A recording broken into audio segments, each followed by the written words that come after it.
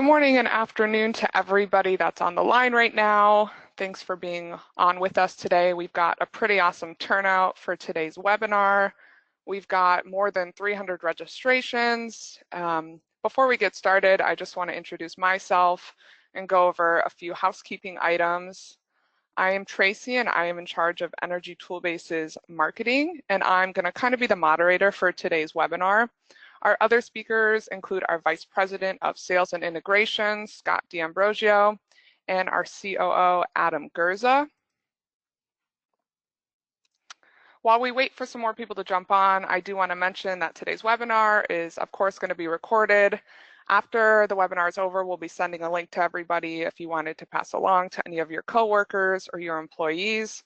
We'll also be posting it to our YouTube and Vimeo pages.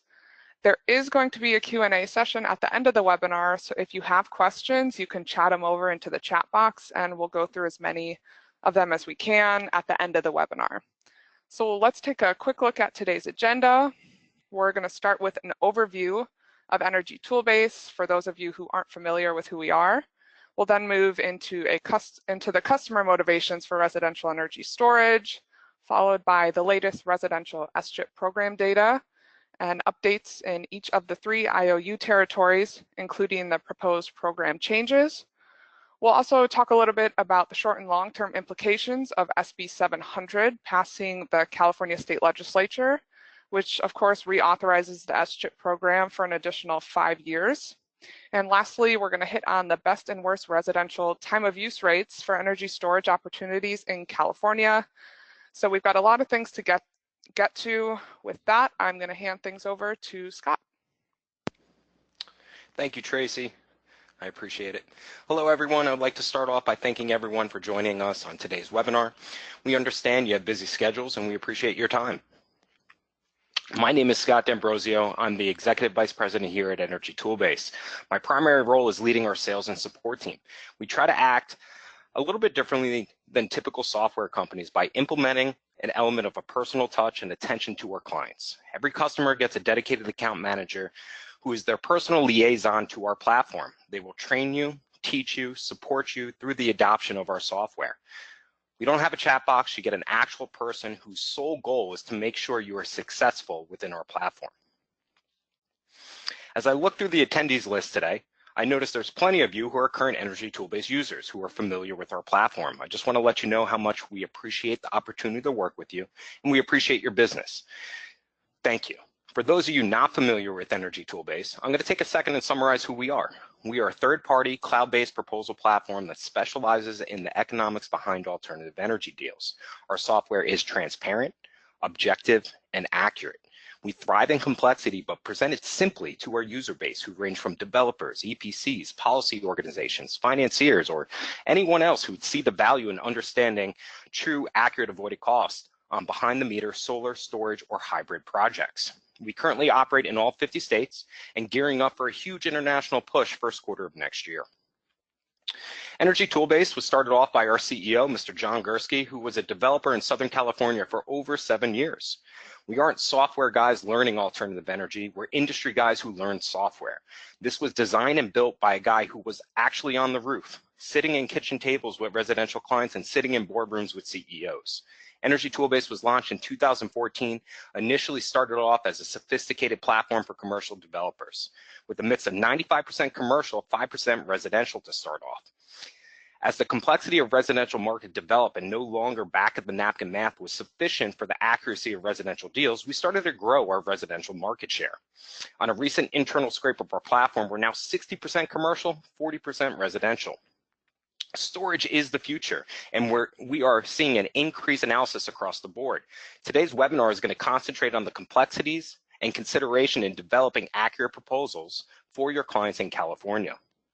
I've already expressed Energy Toolbase specializes in avoided costs and financial metrics behind the deals, but there's other non-financial motivators that highlight the benefit of energy storage.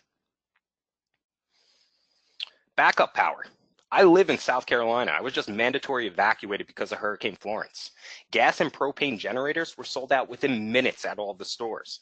These are the scenarios people don't think about until you're actually in the moment. Storage would have been a huge game changer for people in this area. Energy independence. People like being independent and not relying on the utility, especially in rural areas. Future-proof of savings. Whether it's California, Hawaii, or any other state, time of use rates, net metering, and policies are rapidly changing and forever will. Storage hedges the variability of these policy changes. Adam's portion of this webinar is going to concentrate on the importance of this added benefit. And lastly, it's the cool factor. On our next update, we'll be releasing new storage documents that help tell the story of numerous benefits of why storage makes sense. We're going to scroll through kind of a preview of what those documents look like. Explaining the benefits of storage, independence, backup power, future proof of savings, value,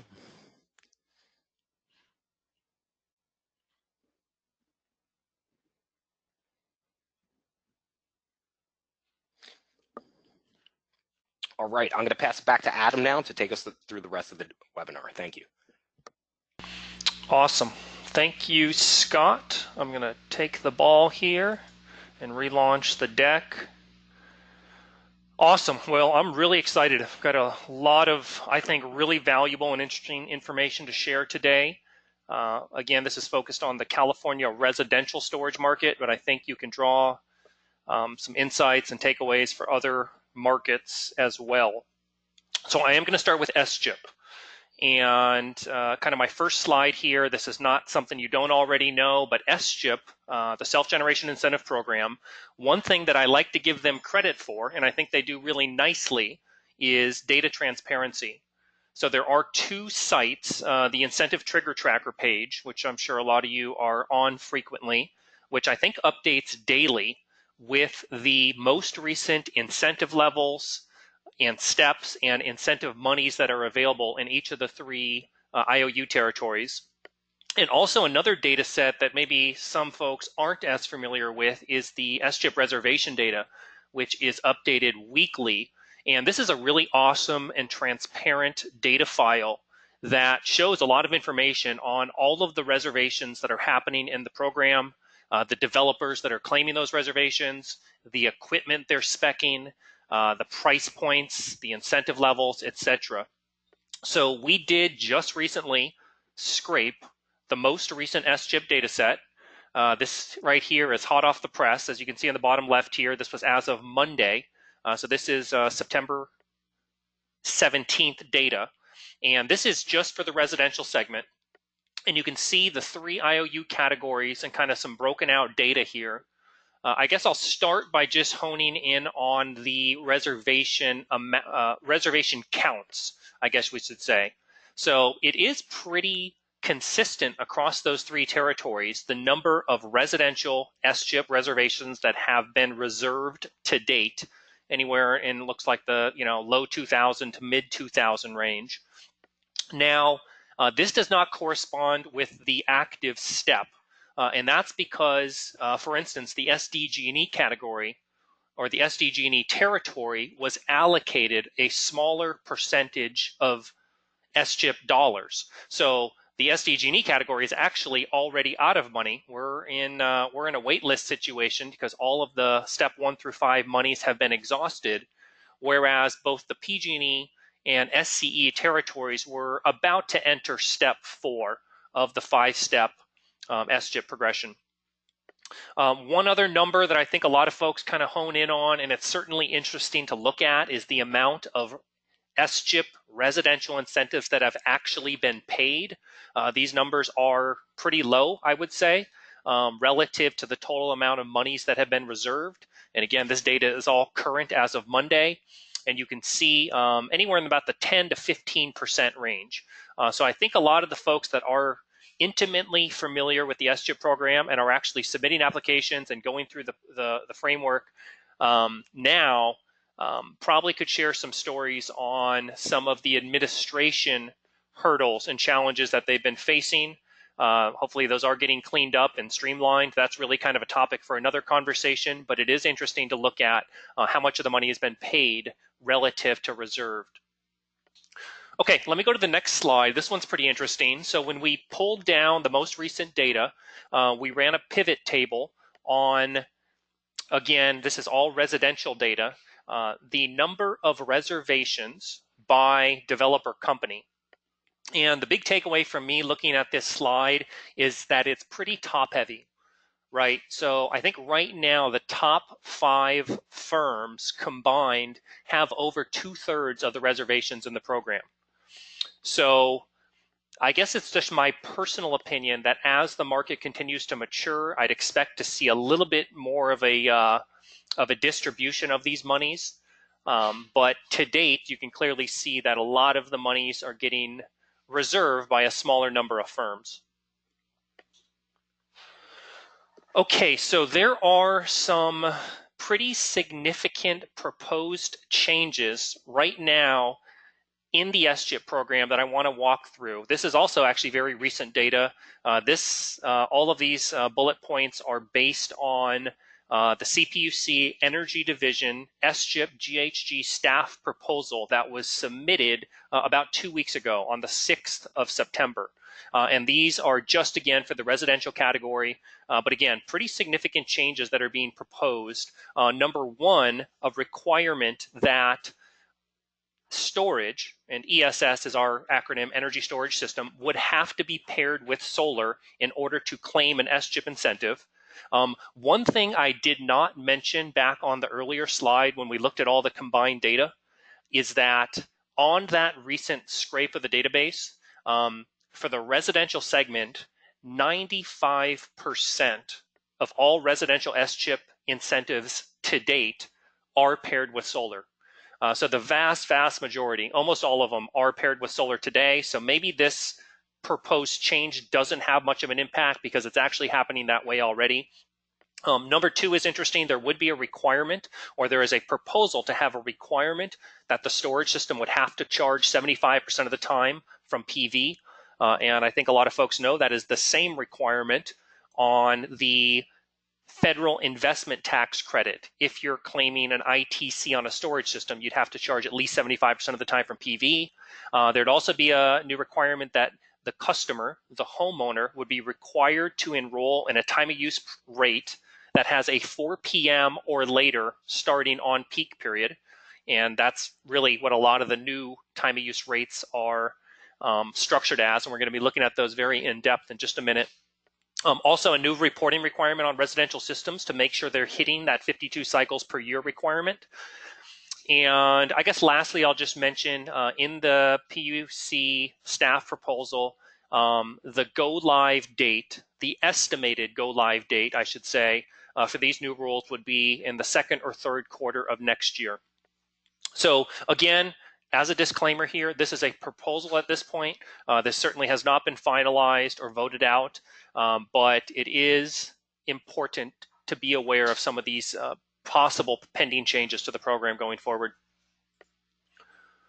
Okay, and the last thing I want to mention just to wrap up the SGIP section is something we talk about a lot, and hopefully you already know if you're an Energy Toolbase user, and that is we model and calculate SGIP incentives perfectly today. We've actually done this, I think, since February of this year, which is something we're really proud of. So it should be really intuitive. Right in step 3 in our incentive step, you should have the step 3, step 4, and step 5 incentive right there. And all you need to do is select it and we'll calculate it. I will say on the residential segment, the logic for calculating the SGIP incentive really is not that complex. On the commercial segment, it is.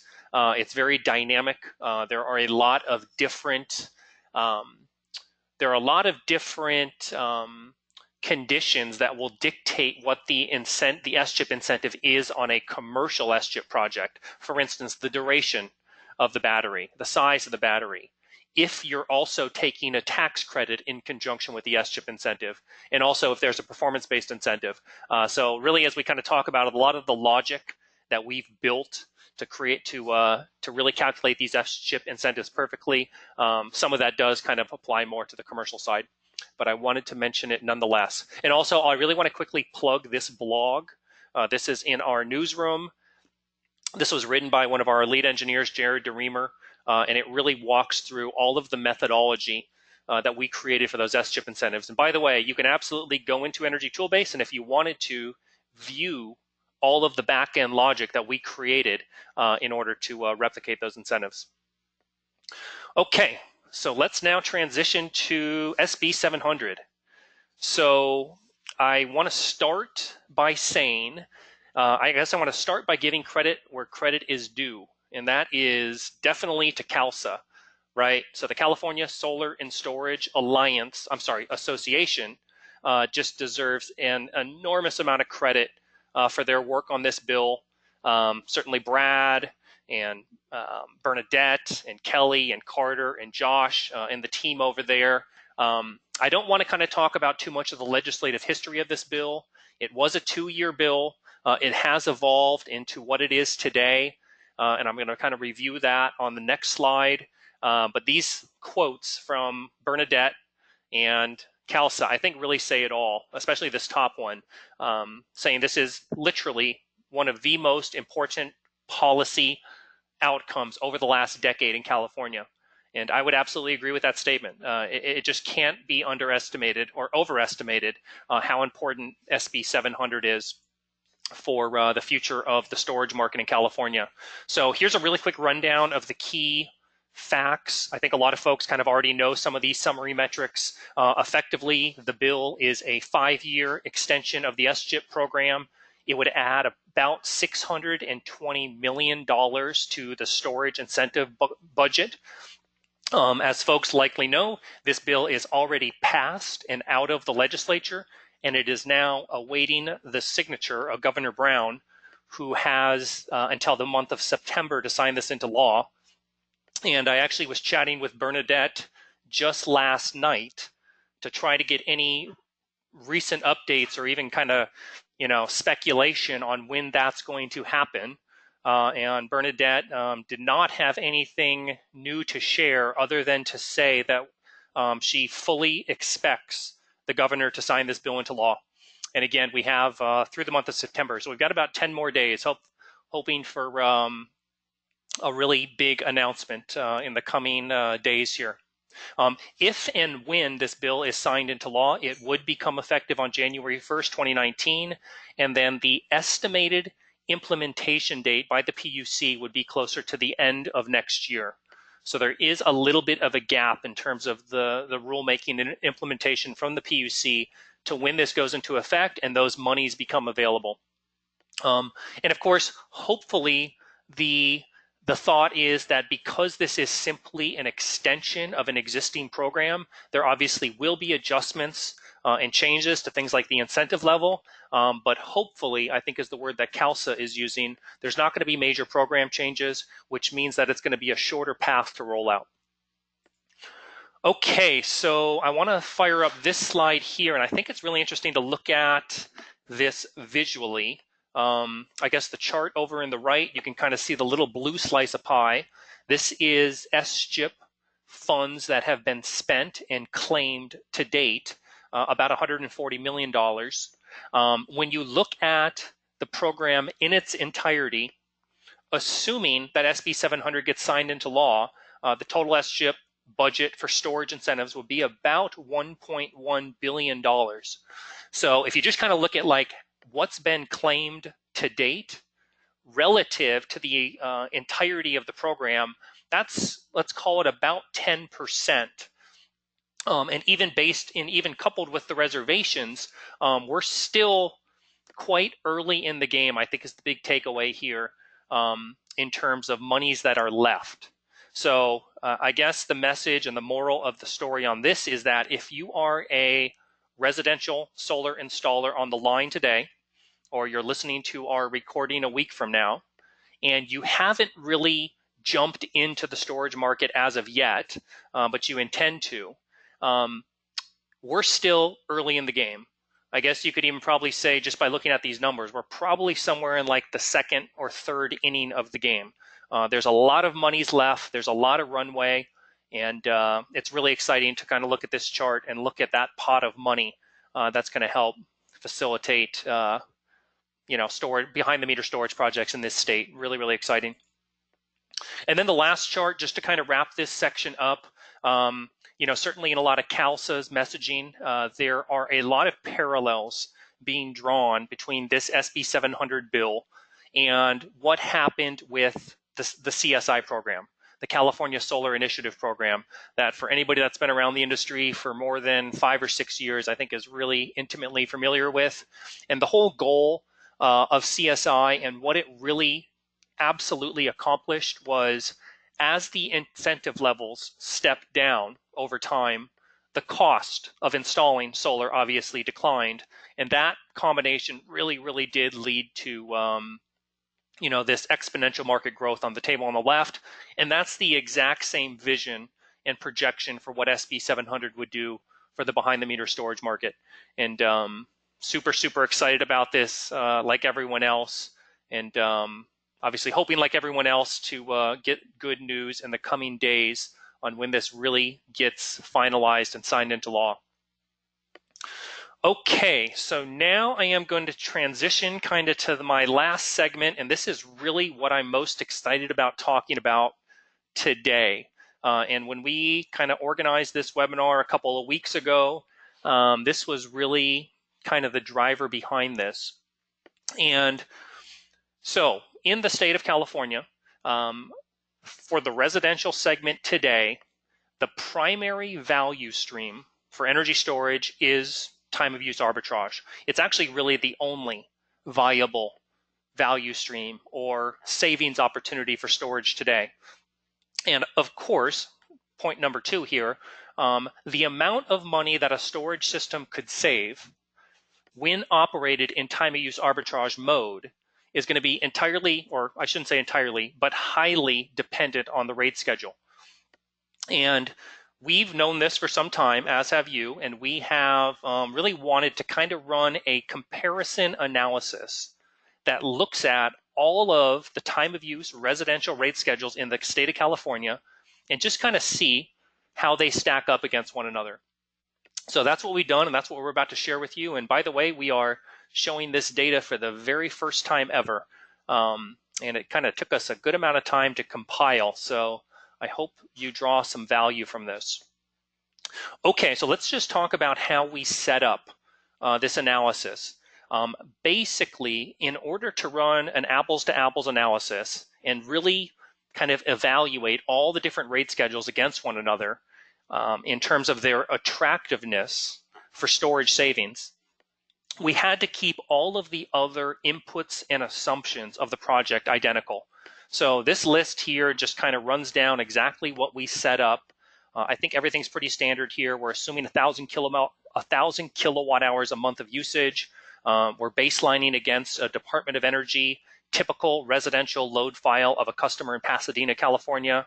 On the energy storage system specs, I just kind of arbitrarily chose to model this based off of a Tesla Powerwall 2, and the specs on that is 5 kW max power, 13.5 kilowatt hours of energy capacity, 100% depth of discharge, and 90% round trip efficiency.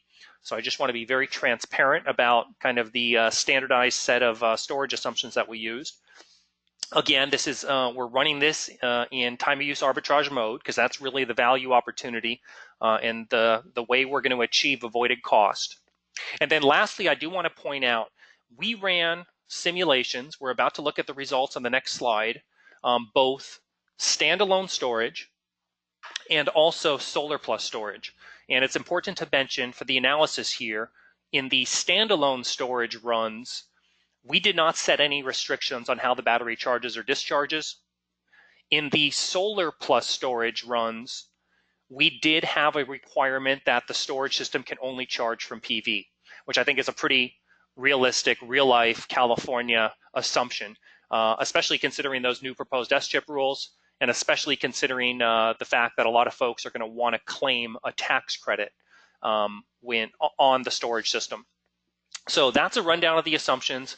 And by the way, this entire deck and this presentation, as Tracy mentioned at the beginning, we're absolutely going to make available. So if you want to kind of really dig in on this later, we'd love you to do that, and we'd be happy to talk about this next slide here, which is the results. So I know there's a lot of data on this table here. So let's kind of unpack one thing at a time. I'm going to start by kind of honing in on the time of use price differentials by season. So you can see here we've broken out both by summer and winter.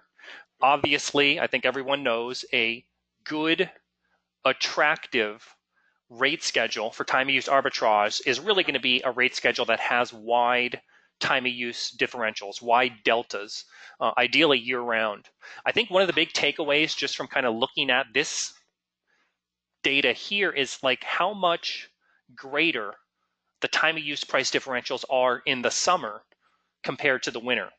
For pretty much every schedule we're looking at here, you can see in a lot of cases the winter differential, especially down here in SDG&E, is really pretty thin, whereas there are some bigger and wider deltas in the summer season. And that obviously is going to directly correlate to what sort of savings we could achieve, both in the solar only run and the solar plus storage run. So we're going to kind of now pivot out of the PowerPoint here and dive into our simulation engine. There are going to be two separate projects that I unpack.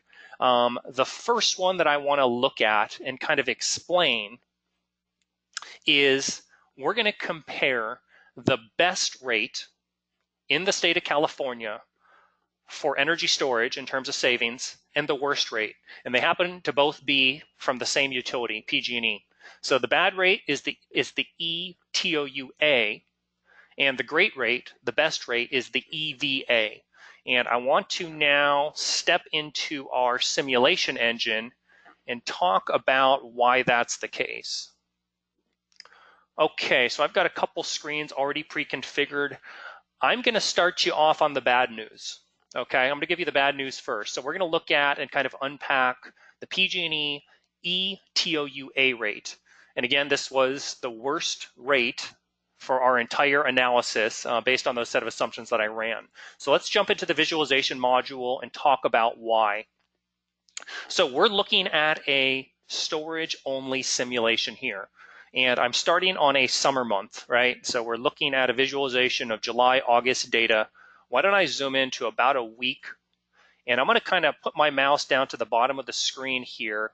And I want to kind of hone in on the price differentials. Okay, so the on-peak rate, again, for the PG&E ETOUA, which you can see is from 3 p.m.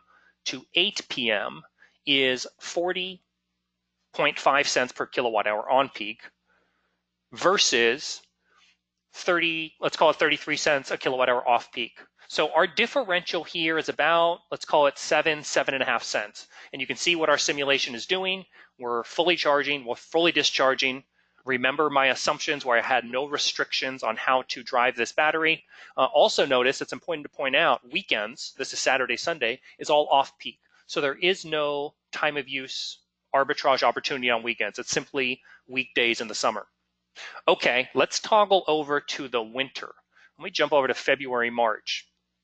So check out what's happening in the winter with our storage simulation. The answer is absolutely nothing's happening. We're not doing anything. The battery is dormant. If I was to zoom in to a week in the winter, let's do that same exercise. The on-peak rate is 28.7 cents a kilowatt hour. The off-peak rate is 27.3 cents a kilowatt hour. About a penny, maybe a penny and a half of delta here. So really, really skinny differential in the winter. By the way, the winter season on the PG&E ETOU rate is 8 months long. So for 8 months of the year, we're doing absolutely nothing with the battery.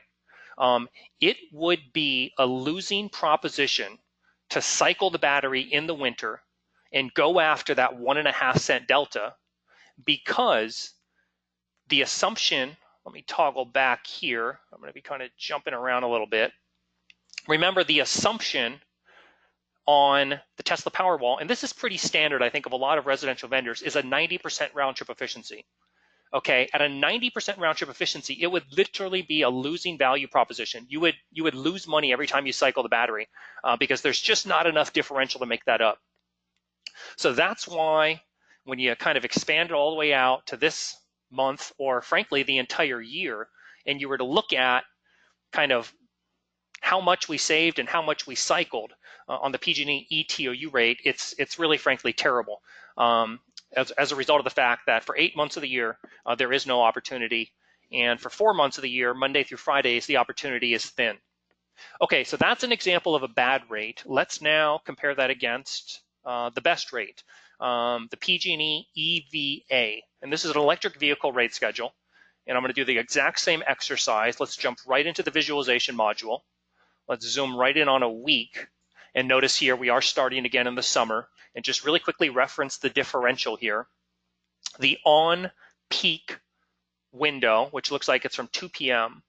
to 9 p.m. on this EVA schedule, is 48 cents per kilowatt hour. The off-peak rate is about 13 cents a kilowatt hour.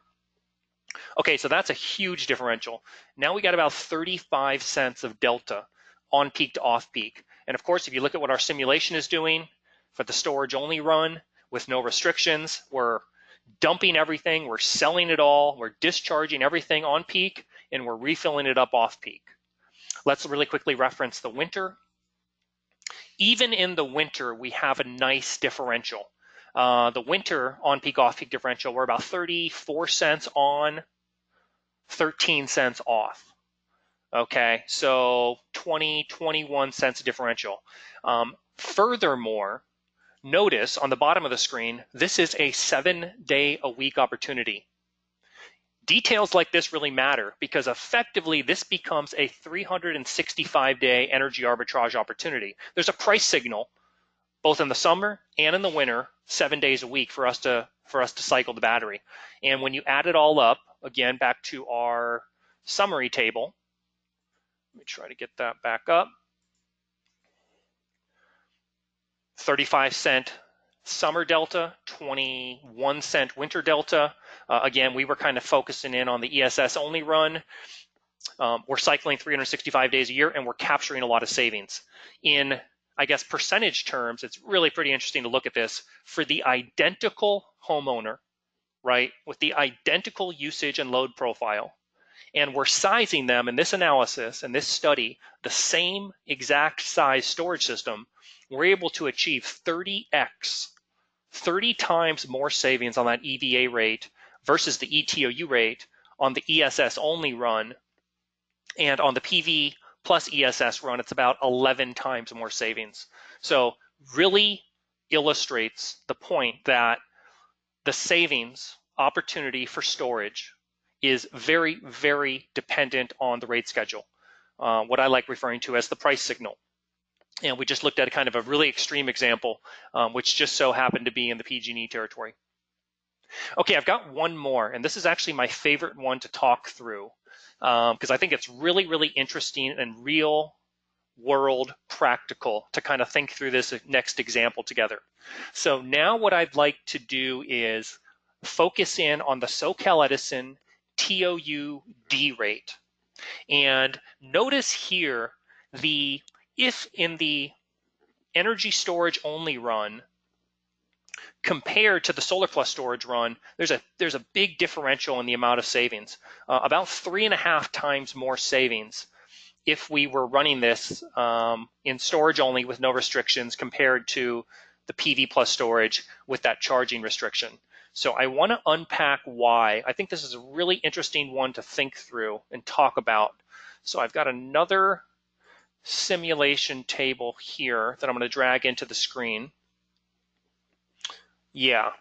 Okay, so let's start with the let's start with the ESS only run. Okay, so again, same setup, same specs on the battery characteristics, same control setting configurations with no restrictions. And let's look at the visualization for the storage only run.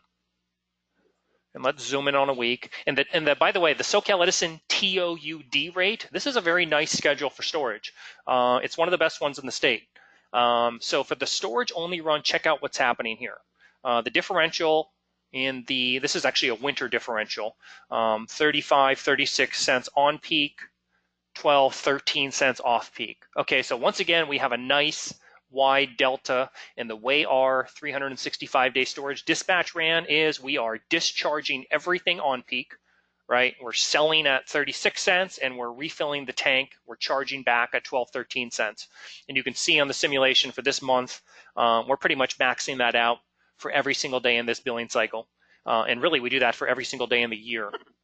And that's what adds up to the $76 per kilowatt hour of energy storage capacity savings value. Okay, so that's the storage only run. So this is the one I really want you to kind of think through. And this is frankly the more realistic one, which is the solar plus storage simulation. Okay, so let's step into our demand visualization and talk through what's happening here. I'm going to do the same thing, which is kind of zoom in on about a week. Actually, you know what? I think I might even want to zoom in over here. Yeah, this will be really interesting to think through. Okay, let's remove all the layers to start with. I always kind of like sequentially walking through. So there's our load data. Again, this is based off of Department of Energy, OpenEI, reference customer in Pasadena. We've got our solar PV data. This came in from the PV Watts version 5 API that was listed in the assumptions. Now let's show our storage simulation. And again, this was based on that same size and specification storage system. So let's look at this day right here together on January 17th. So check out when we're charging the battery. Remember, this is really important. We had a restriction that said when you run the simulation, you must and you can only charge the battery from solar. Okay, well, check out when that's happening. The solar system obviously doesn't really come online until 8 a.m. or later. And we're charging the battery, if you look at the bottom of the screen, mid-peak, right? That's 27-cent energy. When we ran the simulation a second ago, with no restrictions, we were charging everything off-peak, 13-cent energy. So we're getting squeezed here pretty significantly. All of a sudden, we're still doing arbitrage based on the instructions that we gave the simulation engine. We're still trying our best to buy low and sell high, but we're buying a lot higher. And that's a result of the fact that if we have a restriction that says storage must charge from solar, well, a lot of the solar is going to be mid-peak energy. So that's what's happening here. We are doing the same thing. Once we get into that on-peak category, we're discharging back as much as we can. Check out one of these following days on January 18th or 19th. Well, these happen to be pretty bad solar days, right? This was typical meteorological year data that came in from PV Watts, which I know a lot of folks rely on. This very well could have been helioscope or any other tool that you brought in. It was just a bad solar day. And the implications of that are we never got a chance really to charge the battery much. As you see me hovering my mouse right here, we're at a 22% state of charge. We only were able to get up to about a 51% state of charge on this particular day. Again, the restriction is kind of limiting and squeezing us here. So that's really kind of the key takeaway that I just wanted to zero in on. Of course, the way we run these simulations is over an entire 365-day billing cycle. And for the case of this run, when you add it all up, again, our savings really did get squeezed. And just kind of bringing back up that same chart, you can see how much less we're able to save from storage when you're pairing solar plus storage. So I thought a really interesting one to look at. There's just a ton of different things we can unpack and talk about in this results file. Frankly, we actually just finished this results last night, and we kind of wanted to triple check all of our numbers and make sure these are really, really sound, and we feel very confident about that.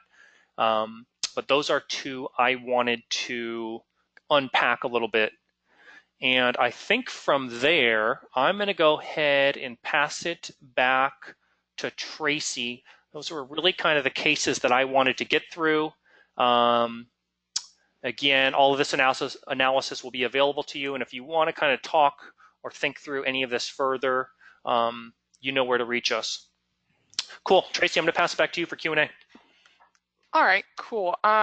Thanks to both of you. Before we get to Q&A, I do just want to quickly mention, I know a lot of you will probably be at SPI next week, and Adam, Scott, and I, along with some other members of our team, will be there. We have a booth, so if you want to stop by, we'd like to meet you, and if you have any other questions that we don't get to today, you can ask us there. So I'm going to start.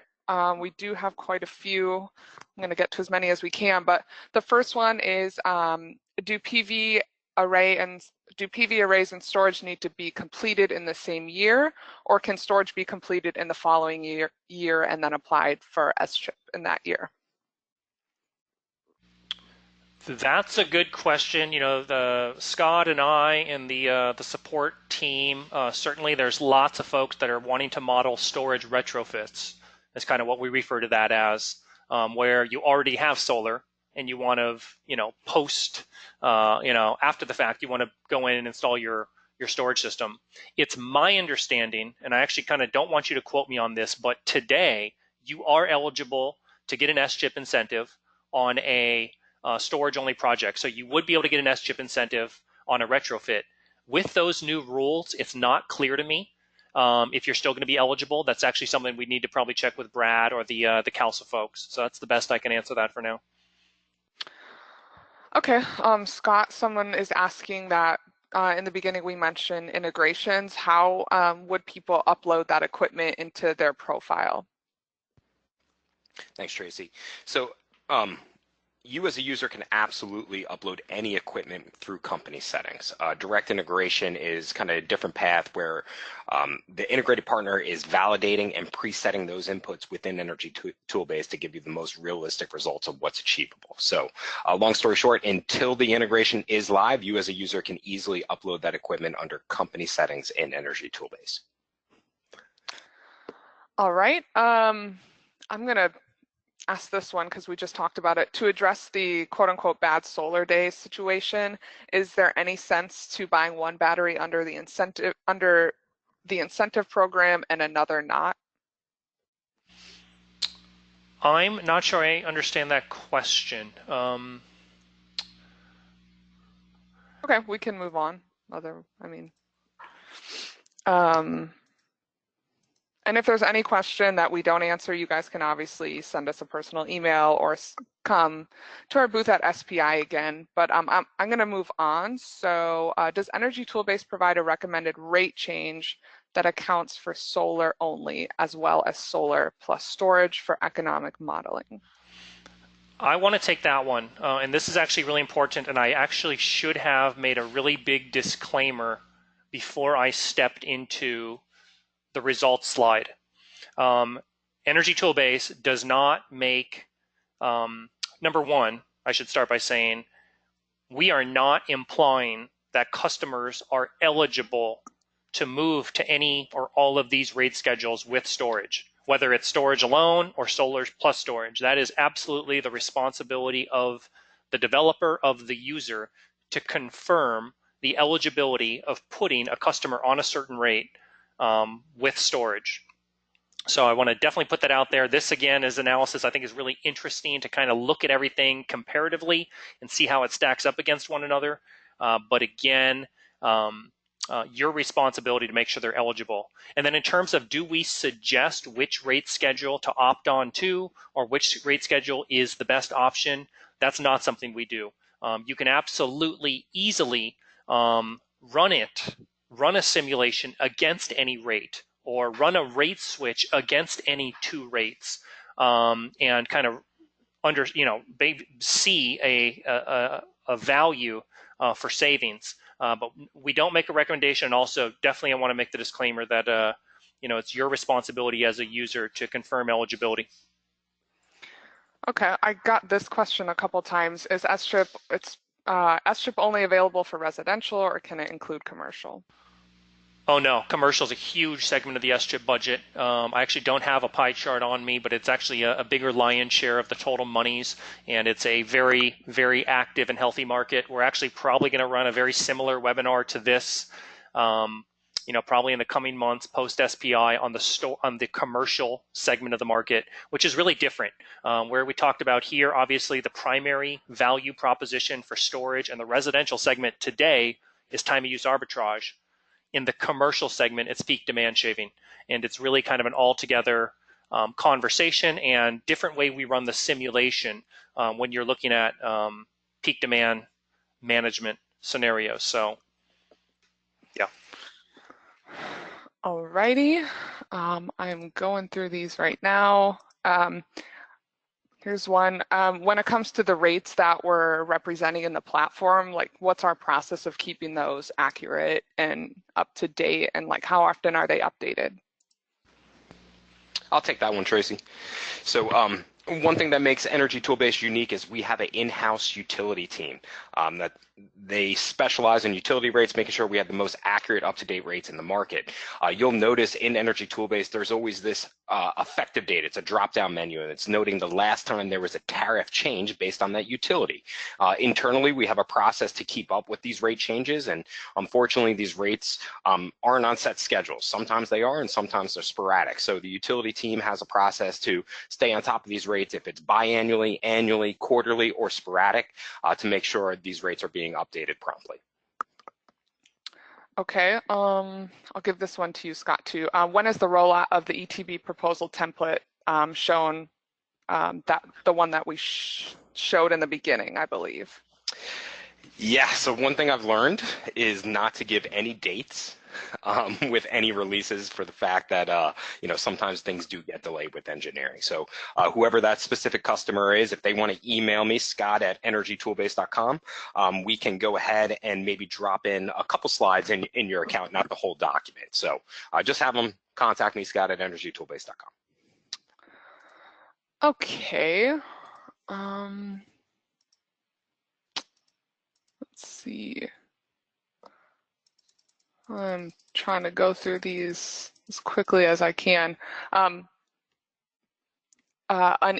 This one's for either Adam or Scott. An energy storage system will have restrictions with or without claiming the SGIP. Is that correct? Yeah, there certainly are restrictions, like we mentioned, the minimum cycling requirement for residential systems, which I believe is 52 cycles a year. And again, one of the proposed changes by the Energy Division was to have reporting requirements around that. There likely will be other requirements to claim an SGIP incentive. And again, that's something that is the responsibility of you as the developer and the salesperson to make sure you abide by all of those. Yeah. All right. Let's see.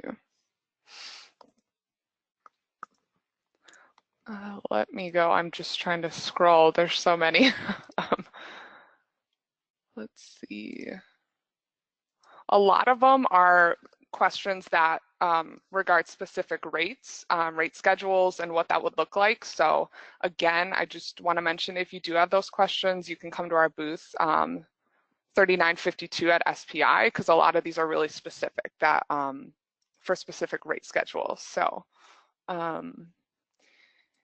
anyway, I guess we are nearing the top of the hour. I don't know if we want to continue, but we are kind of nearing 2 o'clock, so I don't want to hold anyone up. So yeah. Yeah, why don't we take the rest of those offline, Tracy? I think that'd be a good way to wrap it. Sounds good. Again, thanks for joining us today. Keep a lookout for that link. We'll be sending the slide deck too. I know a lot of people wanted it. And if you're at SPI, come say hi to us. Well, thanks for joining today.